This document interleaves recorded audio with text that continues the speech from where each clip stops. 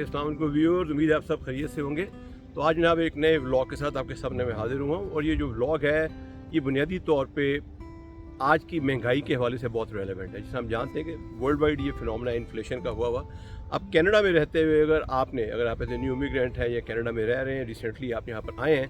तो यहाँ पर महंगाई का आप मुकाबला कैसे कर सकते हैं। तो इस वीडियो में मैं आपको कुछ इंपॉर्टेंट टिप्स प्रोवाइड करूँगा। अगर आप उनको गौर से सुनेंगे और उस पर अमल करेंगे तो मुझे उम्मीद है कि आप अपने माहाना बजट के अंदर सैकड़ों डॉलर बचा सकते हैं। और अगर हम इसको सालाना के पर्सपेक्टिव में देखें तो शायद $4,000 का बजट आप बचा सकते हैं। जनाब देखें, बुनियादी चीज़ जो आपने ज़हन में रखनी है वो ये कि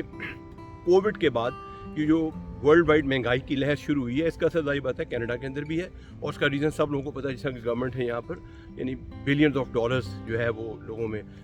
बांटे, जब उसे कहते हैं कोविड की वजह से लॉकडाउन चल रहा था, अब उसके इन्फ्लेशनरी इम्पैक्ट यहाँ पे आ रहा है। तो आप ये कह सकते हैं कि जी करंट कॉन्टेक्स्ट में इस वक्त जो एक एवरेज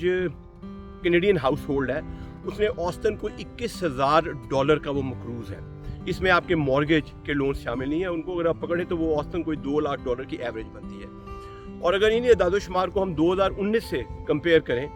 तो आप ये कह सकते हैं कि जनाब 2019 से लेके 2023 जिसमें हम खड़े हैं, दरमियान में जो 2 साल का कोविड का डेडलॉक आया सब कुछ, इसमें तकरीबन कोई 20% महंगाई में एवरेज इजाफा हो गया। कुछ केसेस में ज़्यादा भी हुआ है लेकिन कुछ केसेस में उसे कहते हैं कम हुआ है, लेकिन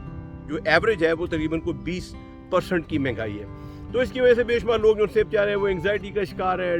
डिप्रेशन का शिकार है, मेंटल डिसऑर्डर्स हो रहे हैं। ज़ाहिर बात है अगर आप अपनी बेसिक नीड्स लाइफ की पूरी नहीं कर सकते हैं सारा कुछ, तो फिर आपको इस तरह की डिप्रेशन और एंग्जाइटीज़ तो होंगी। तो इस वीडियो में मैं आपके साथ कुछ टिप्स शेयर करूंगा कि आप किस तरह अपने बजट में रहते हुए कनाडा के अंदर आप एक अच्छी ज़िंदगी गुजार सकते हैं एंड मोर इम्पॉर्टेंटली आप जो डेट ट्रैप है उससे आप बच सकते हैं। अच्छा, आप जो पहला नुकता है, क्योंकि बुनियादी तौर पे यहाँ पे देखें जो चीज़ हम बात कर रहे हैं वो ह्यूमन बिहेवियर के हवाले से बात कर रहे हैं। तो जो इंसान का अपना रवैया होता है, अगर आप उस पर गौर करें हम सब, तो हम देखेंगे कि अपने रवैये के ज़रिए हम अपनी ज़िंदगी में बेशुमार मुस्बत चीज़ें जो सी हैं उनको वो उजागर कर सकते हैं और अपनी लाइफ को ज़्यादा बेहतर बना सकते हैं। तो जनाब इसी कॉन्टेक्स्ट में जो पहली एडवाइस है वो ये है कि जब आप यहाँ कनाडा में आएँ या अगर आप उसे कहते हैं ऑलरेडी कनाडा में भी लैंड कर गए, तो कोई जो चैलेंजिंग किस्म के या अनअचीवेबल टास्क हैं वो सेट ना करें। क्योंकि अक्सर लोग यहाँ पे जब आते हैं तो पहले होता है कि यार अच्छा, उनके जहन में उनको मिसगाइड किया जाता है कि ना भी जो आप रेंट दे रहे हैं ये तो पैसा ज़ाया हो रहा है, फ़ौरन घर खरीद लें। उसके बाद अच्छा यार ये उसे कहते हैं जो महंगी गाड़ी है ये पकड़ लें, फ़लाँ कुछ और कर लें। तो जनाब ये सारी की सारी जो सी हैं, अगर आप इनको चीज़ों को एम्पिरिकल एविडेंस के कॉन्टेक्स्ट में देखें, क्योंकि मैं एक CPA भी हूँ, मॉर्गेज के बिज़नेस के अंदर हूँ, बिज़नेस कंसल्टेंट हूँ, टैक्स कंसल्टेंट हूँ, मुझे भी यहाँ पे 8-10 साल हो गए हैं। तो बुनियादी तौर पे इन चीज़ों में सदाकत 100% नहीं है। इसमें हमेशा ये नहीं कहते ना वो जो flip side of the coin. तो अगर आप रेंट के ऊपर भी रह रहे हैं और अगर आपको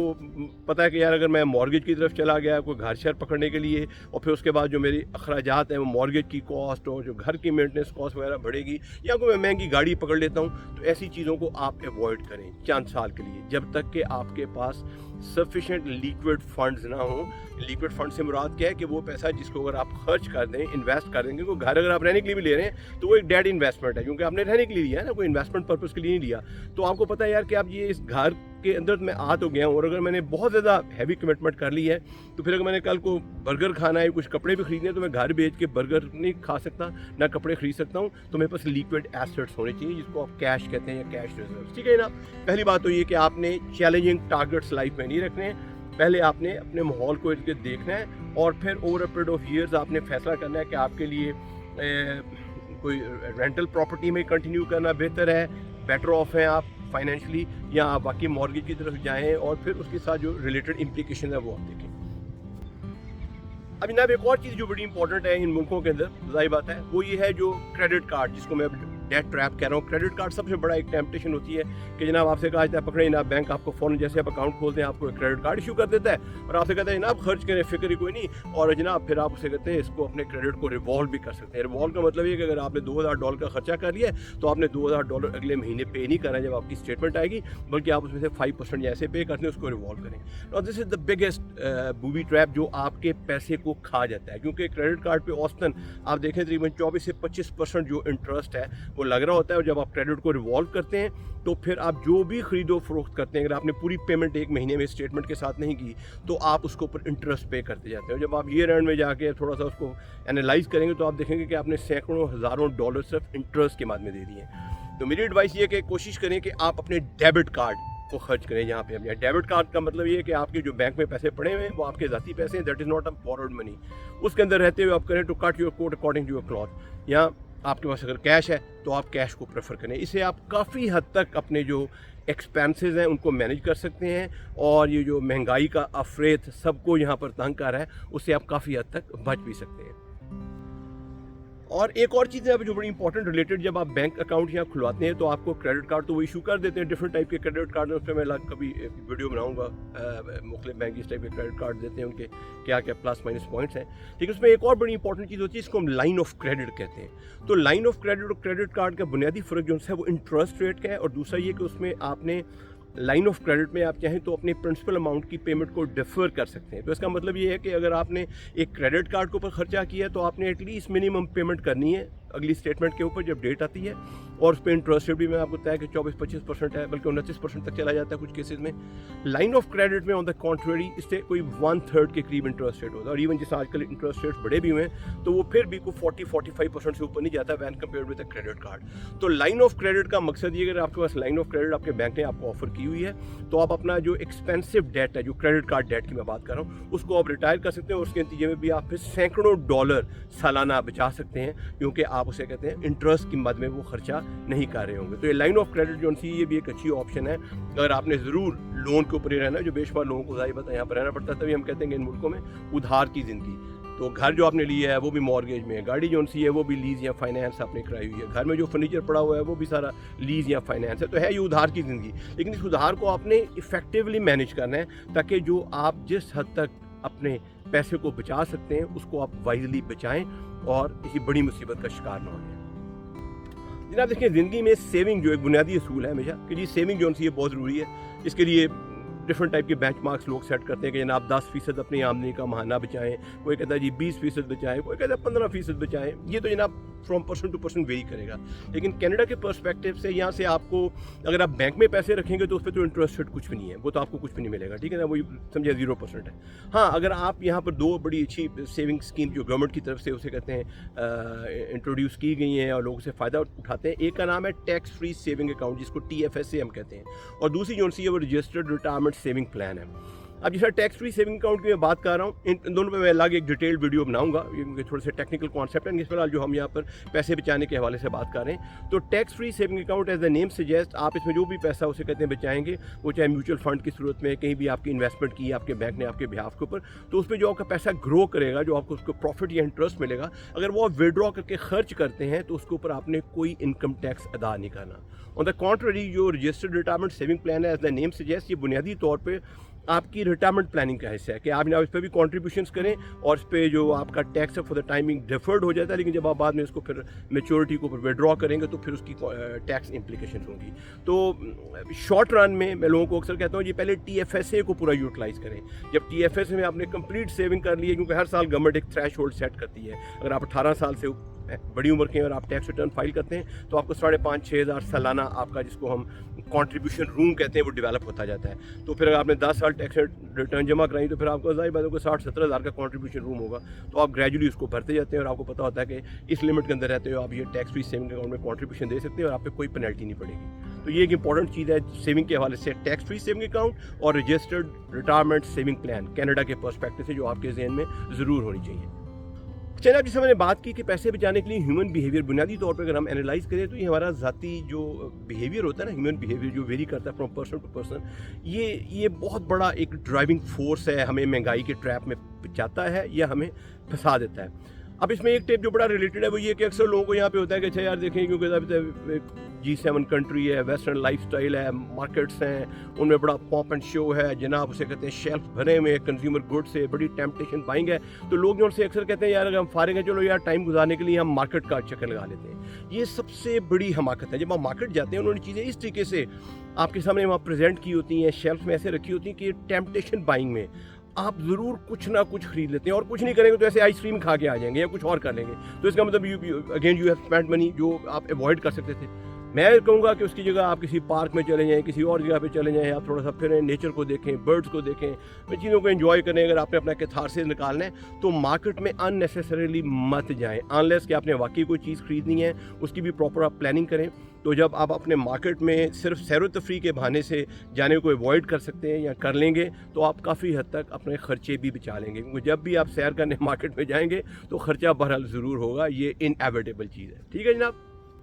अच्छा ना, मार्केटिंग के हवाले से एक और चीज़ जो इंपॉर्टेंट है वो यहाँ पे सेल्स बेशुमार लगती है डिफरेंट ओकेजन। साल में आप कहें कि मैं अगर मेरे से पूछें तो मैं कहूँगा यार कि हर दूसरे महीने कोई ना कोई सेल लगी होती है, ठीक है ना। कभी जनाब न्यू ईयर आ गया तो कभी जनाब उसे कहते हैं समर सेल आ गई, तो कभी जनाब कोई कैनेडा डे आ गया, कभी कोई बॉक्सिंग डे आ गया, तो कभी कोई ब्लैक फ्राइडे आ गया, तो कोई फलां आ गया, वगैरह वगैरह। तो आपने जो अपनी एक्सपेंसिव आइटम्स बाय करनी, चाहे वो इलेक्ट्रॉनिक्स की आइटम्स हैं, आपके कोई ब्रांडेड क्लोथिंग के आप बड़े शौकीन हैं वो करना है, तो आप उन अपनी परचेजेस को डिफ़र कर दें, पोस्टपोन कर दें टिल द टाइम जब तक कि वो सेल्स की अपॉर्चुनिटी या सीज़न नहीं आता। तो सेल्स में फिर ये मैं खुद अपने ज़ाती तजर्बे से, और जो लोग और भी यहाँ कनाडा में रहते हैं वो आपको बताएंगे कि आप हंड्रेड्स ऑफ डॉलर्स बचा सकते हैं, क्योंकि नॉर्मल रूटीन में अगर आप जो चीज़ खरीदेंगे, वो फर्स्ट करें $100 की कोई शर्ट आपको मिल रही है, तो सेल में किस आपको होता है वो $30-40 की मिल जाए, तो आप 70% 80% तक भी लोग सेविंग कर रहे होते हैं। इसी तरह आपने कोई लैपटॉप खरीदना है मिसाल के तौर पे, आपने कोई और चीज़ खरीदनी है, बेस्ट बाय से कहीं और से, तो उनके भी इस तरह की जो सेल्स की जो प्रमोशंस वो चल रही होती हैं, तो वहाँ पे भी आप सैकड़ों डॉलर बचा सकते हैं। तो ये चीज़ भी आपने पॉइंट ध्यान में रखना है कि जो सेल सीज़न है उसके लिए अपनी जो एक्सपेंसिव आइटम्स की जो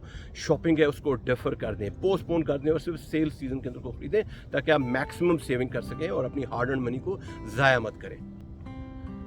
अच्छा ना, आप देखें जब यहाँ पे हम बात करें ना कि महंगाई है, उसे कैसे आपने नबरदस्त माँ होना है, कैसे आपने उसके साथ अपनी ज़िंदगी की क्वालिटी ऑफ लाइफ को इम्प्रूव करना है, और उसे कहते हैं बचत करनी है। तो ये तो मैंने आपको भी टिप्स जो सारे दिए, ये दिए कि जनाब आपने किस तरीके से सेविंग करनी है, वगैरह वगैरह। लेकिन एक चीज़ जो इंपॉर्टेंट है वो याद रखें कि इन मुल्कों के अंदर, कनाडा जैसे मुल्क के अंदर, अगर आपकी एक single source of income, unless कि आप उन 1% कैटेगरी में फॉल करते हैं जो बड़े हाईली प्रोफेशनल लोग हैं, उनकी ज़ाहिर बात है सैलरी लेवल बहुत हाई है, जो अपर क्लास में या अपर मिडिल क्लास में आते हैं, उनको निकाल दें, मेजॉरिटी लोग मिडिल क्लास में होती है। तो आप एक सोर्स ऑफ इनकम पे कभी रिलाई मत करें एज अ हाउस। अगर आपकी एक सोर्स ऑफ इनकम है तो याद रखें आप बहुत जल्दी इस डेट ट्रैप का शिकार हो जाएंगे, महंगाई आपको खा जाएगी, ख़त्म कर देगी। तो हमेशा कोई ना कोई अपना ऑल्टरनेटिव रखें, कोई और से कहते हैं जो आपकी सोर्स ऑफ इनकम हो, पार्ट टाइम बेसिस पे हो, कुछ हो, तो आप उसको करें। मेहनत तो आपको करनी पड़ेगी, और साथ फिर जो मैंने बात की कि आपने किस अपने एक्सपेंसेस को बचाना है, वो काम भी अगर आप करेंगे तो डेफिनेटली फिर आप उसे कहते हैं you can make saving, you can save your hard earn money, और आप डेट ट्रैप से काफ़ी हद तक बच सकते हैं। और जनाब जो आखिरी चीज़ सबसे इंपॉर्टेंट है वो ये कि हर इंसान को चाहिए कि अपना कोई ना कोई बजट बनाए। बजट में क्योंकि बहुत टेक्निकल चीज़ नहीं है, मैं हाउस होल्ड बजट की बात कर रहा हूँ। बजट से मुराद क्या है कि यार देखो ये मेरी टोटल आमदनी है from source A, source B, source C,